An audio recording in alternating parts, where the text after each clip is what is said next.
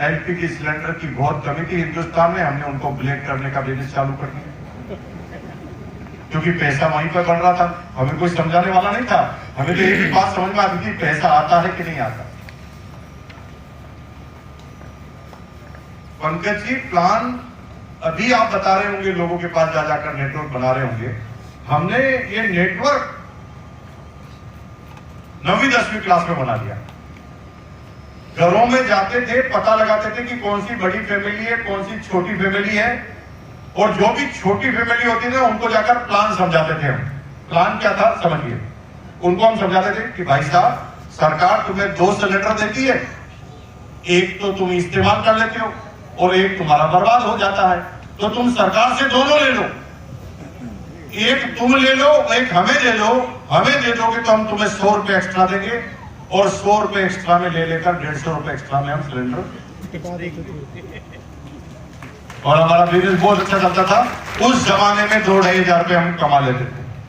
12वीं क्लास में आते आते हमारा सीना 5 सेंटीमीटर बाहर निकल गया। हमें बताया गया कि जिम में जाने से सीना बाहर निकलता है, लेकिन मेरी अपलाइन ने कहा कि पैसा कमाने से भी निकलता है। कमा के देखो, यूं पैसा कमाओगे तो यूं चलो पूरी दुनिया में हटकर। हेलो, बड़ा पैसा कमाने लग गए, क्योंकि हम इतने कॉन्फिडेंट थे कि हमें किसी से डर ही नहीं लगता था, क्योंकि पैसा का बल जेब में था, डरते नहीं थे किसी से। एलपीजी सिलेंडर का जो डीलर था ना, उस समय पेट्रोल पंप के मालिक और डीलर बड़े लोग कहलाते थे। समाज में हर किसी के पास पेट्रोल पंप नहीं होता था। उस समय एलपीजी सिलेंडर का जो डीलर था ना, उसके ऑफिस में घुस गया मैं बिना परमिशन के, और ऐसे कॉन्फिडेंस से घुसा जैसे मैं परमिशन लेके आया। सीधा गया, मैंने कहा सर नमस्कार। उन्होंने कहा नमस्ते। तो सोचा कोई काम का आदमी आया होगा, कोई काम से आया होगा। नमस्ते। मैंने कहा सर, मुझे ये पता है कि आप और आपके लोग मिली भगत से गैस के सिलेंडर ब्लैक करते हैं। उसको गुस्सा आ गया, वो कहा तू है कौन और अंदर क्यों आया? इंफॉर्मेशन देने आया है कि इंक्वायरी करने आया है?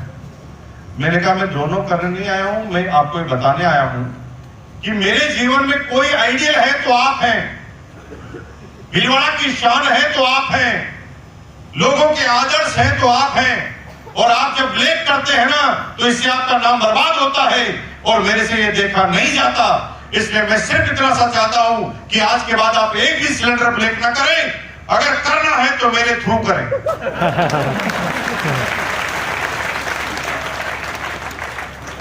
इतना जोरदार प्लान समझाया मैंने कि 1 सेकंड में उसको समझ में आ गया। उसने तुरंत मैनेजर को बुलाया, इधर। मैनेजर आया दौड़ता दौड़ा, क्या कह रहा है? तुम एक एक आदमी से डीलिंग करते हो और सिलेंडर ब्लैक करते हो, तो मैंने एक एक आदमी से ब्लैक करने के लिए बोला तुम्हारे को? एक एक आदमी को ब्लैक करोगे तो नाम तो मेरा ही खराब होगा ना। इसलिए आज के बाद तुम एक भी सिलेंडर ब्लैक नहीं करोगे, इसको ऑथराइज एजेंट बना दो। जब भी ब्लैक करना है तो एक ही आदमी से डील करना पड़ेगा, पब्लिक से हम डील नहीं करेंगे। और भाई साहब, पूरे भीलवाड़ा की ब्लैक मेलिंग हमारे हाथ में आ गई। पूरे भीलवाड़ा में हमारे अलावा कोई ब्लैक कर ही नहीं सकता था सिलेंडर, यानी किसी भी ब्लैक मेलर को सिलेंडर लेना है तो हमारे से ही लेना पड़ता है। जोरदार बिजनेस हमारा चालू हो गया। उस जमाने में 2,500-3 हजार रुपए महीने के हम कमा लेते थे। हमारे पास एक मोपेड होती थी टीवीएस चैम्प, और हमारा प्रिंसिपल लूना पर आता था। हम टीवीएस चैम्प पर जाते थे स्कूल के अंदर। सब कुछ जीवन में ठीक था, कोई प्रॉब्लम नहीं, लेकिन पढ़ना नहीं चाहता था। पढ़ने में मेरी रुचि थी ही। मुझे लास्ट तक ये समझ में नहीं आया कि लोग पढ़ते क्यों हैं, लेकिन फिर भी पढ़ना क्यों पड़ता था, ये मेरी मजबूरी। मेरे पिताजी थे ना, वो डिफेंस वाले लोग थे, भाई साहब दादाजी हैं जैसे, खड़ूस टाइप के होते हैं, डिसिप्लिन। तो मेरे पिताजी को मैं कई बार ऐसे कान में बोलता था कि पिताजी पैसा तो मैं कमा ही लूंगा, पढ़ाई की क्या जरूरत है। तो पिताजी ऐसा आंखें निकालते थे कि मैं प्रश्न पूछना बंद कर देता। वो क्या, बेटा पढ़ना पड़ेगा, मतलब पढ़ना पड़ेगा। बीकॉम तुझे करनी है, मतलब करनी है। फेल हो जाएगा तो बार बार पढ़ाऊंगा, 50 साल का हो जाएगा तो भी पढ़ता रहूंगा। इसलिए या तो पास हो जा या पढ़ता रहे। तो अब मेरे पास कोई मजबूरी थी पास होना, और भाई साहब जुगाड़ के हम किन्हीं आदमी थे, कैसे कैसे पास हो जाते थे। कॉपी करने के बचपन से माहिर खिलाड़ी हैं, मतलब कोई अभी आने की बात नहीं, बचपन से 5 दिन पहले किताबें खोलते थे, एग्जाम के 5 दिन पहले, पढ़ने के लिए नहीं, चिट बनाने के लिए, कहाँ कहाँ क्या लिखना है, इसे हम पूरी तैयारी करके रखते थे। और ये इंक्वायरी करते थे कि कौन सा विषय में कौन आदमी होशियार है, ताकि उससे कॉपी की जा सके। और एग्जाम से पहले ही उसे क्लियर कर लेते थे, श्याम दाम दंड भेद से हमें तुम्हें बताना ही पड़ेगा, या तो पैसा लेकर बता दो, या झूठे खाकर बता दो, या फिर प्यार से बता दो, कुछ भी करके बताना ही पड़ेगा। हम इतनी अच्छी सेटिंग करते थे कि एग्जाम में हर साल पास होते थे, और पास नहीं होते थे, डिस्टिंक्शन मार्क्स से पास होते थे। और मजे की बात यह है कि जिससे हम कॉपी करते थे उसके 95 नंबर आते थे, हमारे 97।